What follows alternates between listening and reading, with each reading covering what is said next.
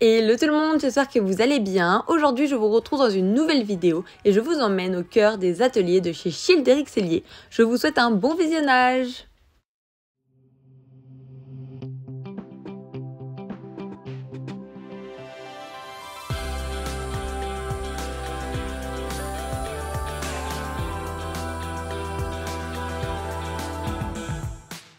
Je vais vous faire découvrir les différentes étapes de la confection d'une selle.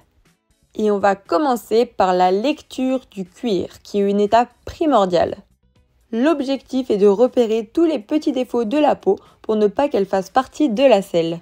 Donc dans un premier temps, lire la peau, alors c'est facile parce qu'elle a déjà été faite, Elle a déjà été donc voilà. Et après cette étape, on va venir poser le gabarit sur le cuir. Par exemple ici. Par exemple.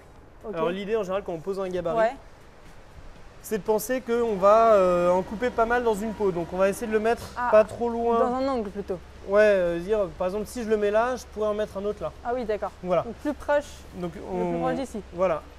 Et là je trace. Par exemple. Ouais. Attention, je suis hyper concentrée pour faire ça bien. Et je m'aperçois que c'est un travail très minutieux.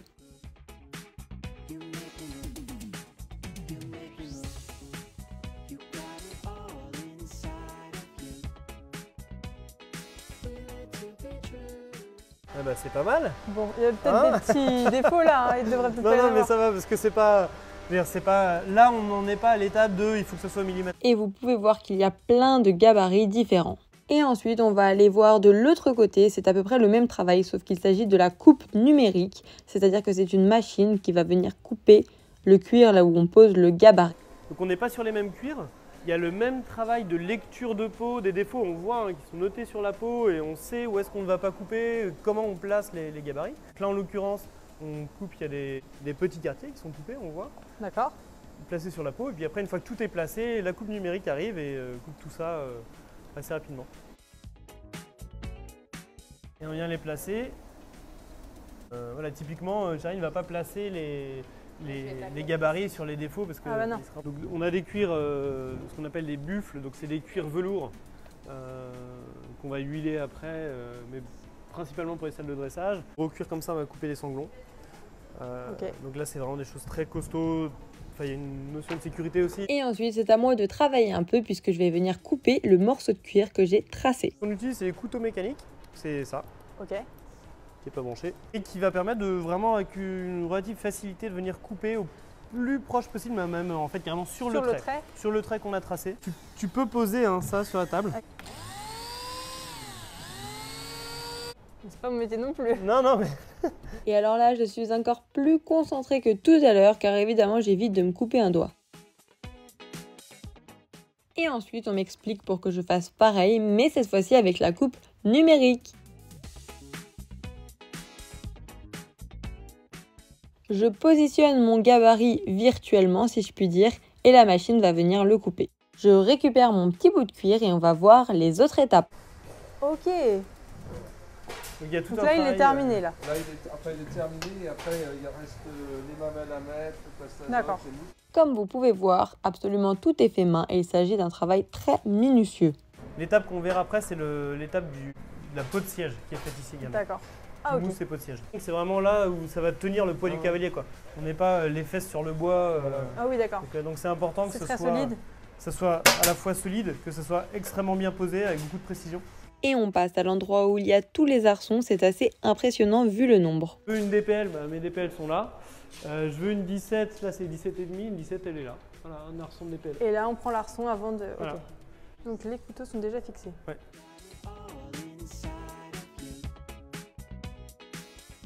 Puis on continue notre visite. C'est complètement sec, on peut l'enlever, il va garder sa forme, il aura cette forme en 3D. Donc et la chaussure c'est le même principe, on a un cuir trempé qu'on vient mettre sur une forme, qu'on laisse sécher et quand on enlève ça va garder la forme.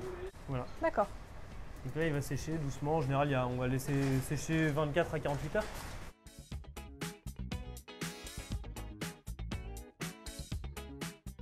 Après ça, je passe à l'étape du collage avec mon petit bout de cuir. Ah ok, donc là je prends le pinceau et j'en mets comme ça. Ouais. Beaucoup ou... Ouais. Bon, c'est parti. Et j'en mets sur tout le cuir. Ouais.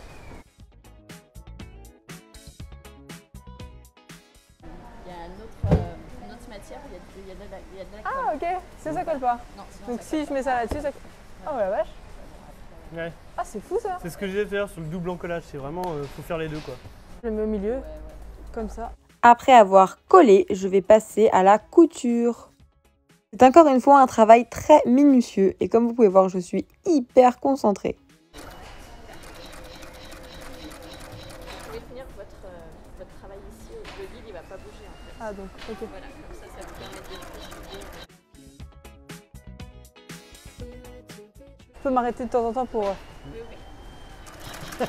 Ouais, sinon, ça serait, je pense, il y a des moments où ce serait un peu galère. Et là voilà. Et après ça, je vais tapoter avec le petit marteau sur le cuir. D'ailleurs, je me suis toujours demandé le côté rouge et le côté blanc. Non. T'en fiches? Ouais. J'ai vite utilisé le côté rouge. On passe encore à une autre étape et cette fois-ci, on a besoin de masques pour des raisons de sécurité.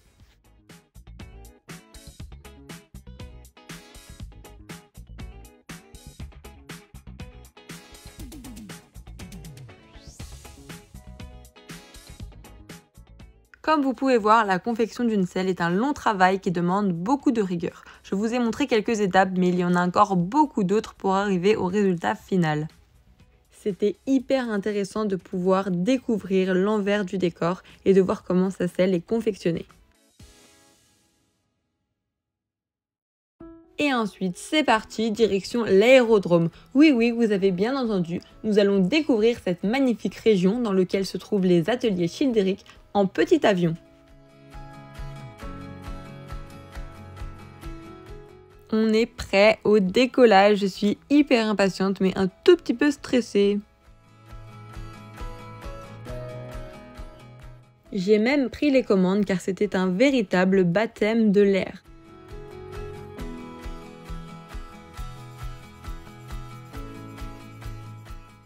Les paysages étaient vraiment époustouflants à couper le souffle. Le temps était au rendez-vous, donc on a tout pu bien voir correctement.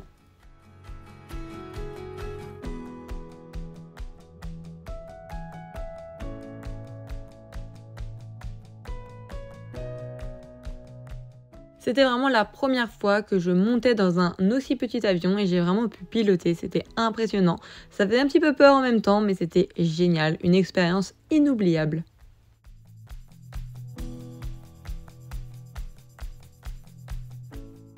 Et comme toutes les bonnes choses ont une fin, place à l'atterrissage.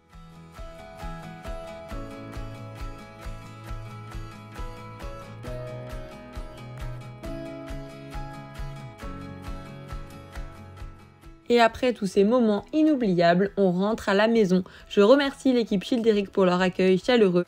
Nous avons passé une journée formidable, nous avons appris et vu plein de choses.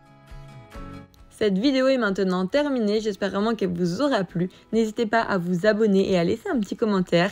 Et en attendant, moi je vous dis à très bientôt pour d'autres vidéos. Bye bye!